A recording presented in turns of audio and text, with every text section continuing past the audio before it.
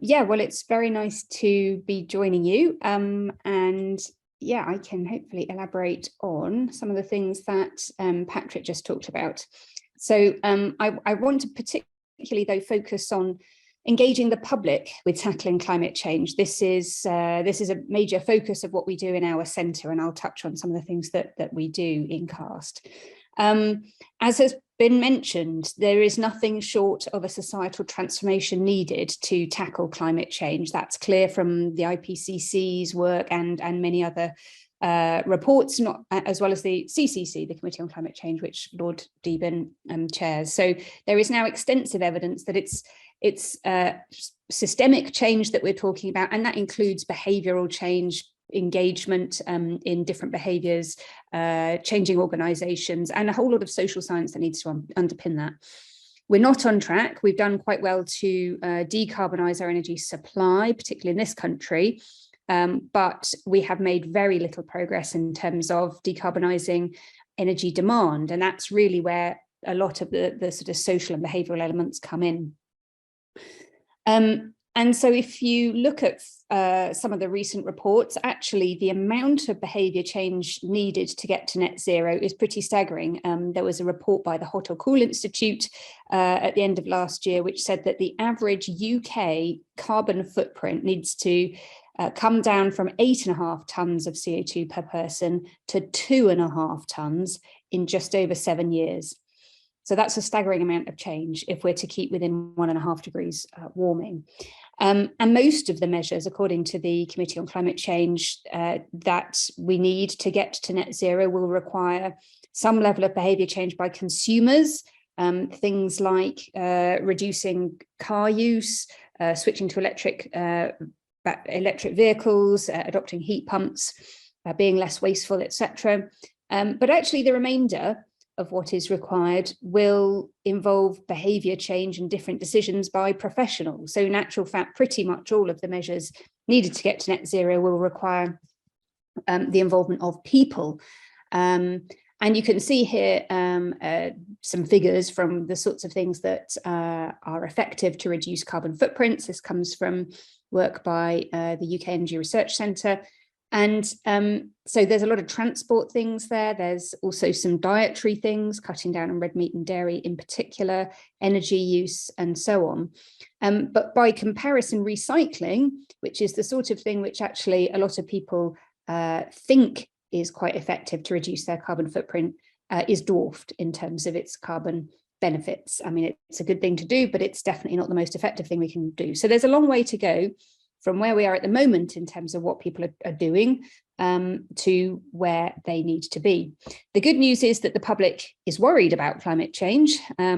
Concern about climate change has been growing over the last 4 or 5 years in particular.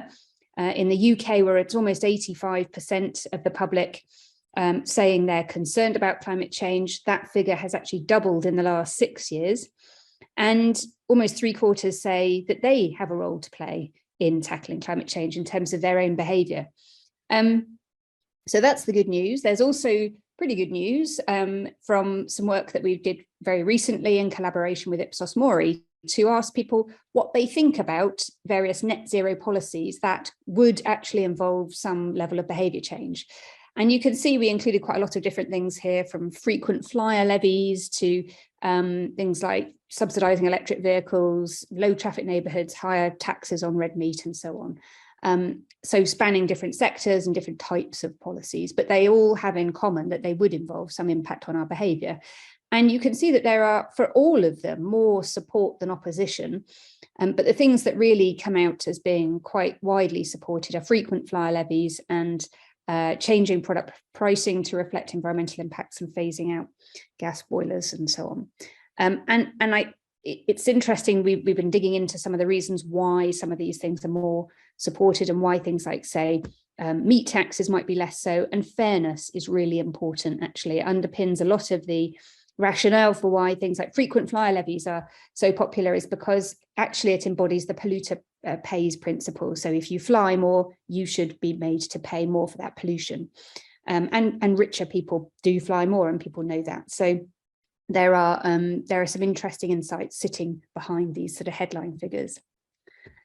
And yet, despite that sort of relatively good news in terms of the public being broadly on board with climate change and the need to implement lots of different policies to get there, there are actually lots of barriers that stop people acting on those views. Some of those are at the individual level. In some cases, people don't know what is the most effective thing to do. I've mentioned that recycling is quite popular. People do that and they actually think that's making a bigger difference than it actually does.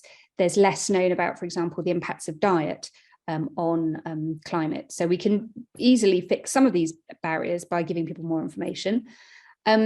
The socio-economic structural barriers are more challenging. They will certainly require more intervention by government, business and others to remove the barriers, remove the cost barriers, the convenience barriers to changing people's behaviours.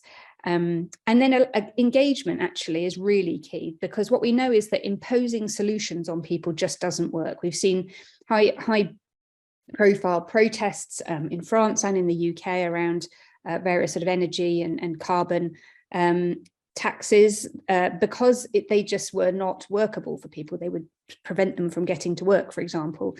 We need to work with people. We need to define and devise policies that are effective and that work with people's kind of lived situations.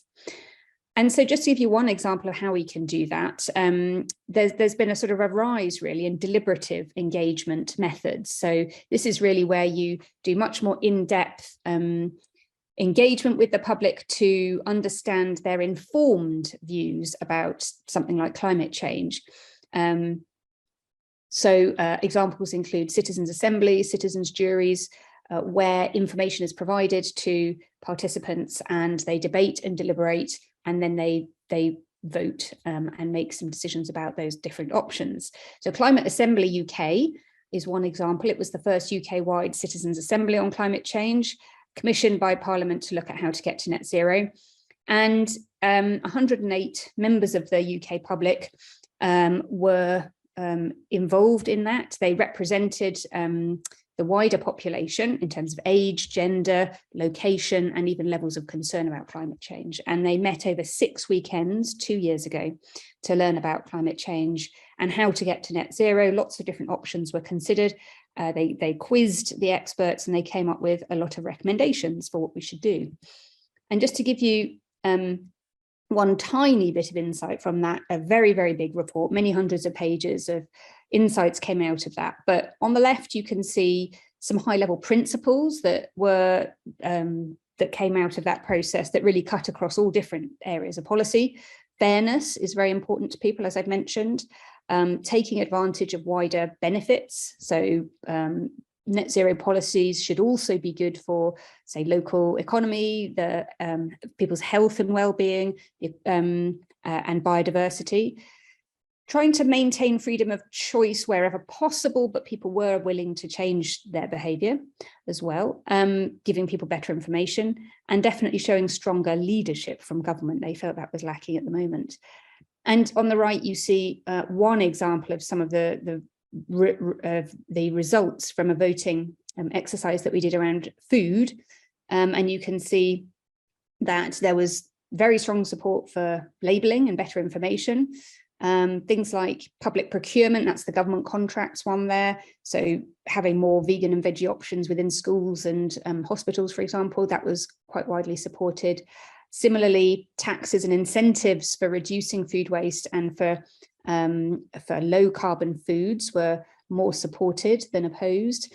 And even quite restrictive measures and banning the highest polluting sorts of foods, banning advertising of very high carbon foods, etc. That received reasonable levels of support, but some opposition too. So you can see that across the board, actually, there was what really came out of this was quite a strong mandate for stronger policy measures around net zero. We know that we do need actually a range of different measures. That definitely comes out of the evidence around how to change behaviour. There has tended to be a preference for informational measures, things that don't really restrict people's choices. They just influence choice. They give people information, so labels, for example, and campaigns. However, we know that that tends to only be about 2 to 3% effective in changing behaviour. It has a small, very small impact. Moving upstream, so actually shaping the context in which people act through economic measures, regulatory measures, and so on, that can be extremely effective, so up to 100% effective. But actually you do need both, because you do need to bring people with you. You need to explain why we're needing to transform society and why these wider upstream measures are happening. So we need downstream and upstream, but at the moment we don't have enough going on at the upstream to support people to make those choices. So just before I finish, I want to just give you a quick few examples of the sorts of things we're doing in our centre to around these different types of interventions. So they range from things like working with a tech startup, Greener Beans, to evaluate their app that allows you to make low carbon swaps in your shopping so that you can have a greener diet.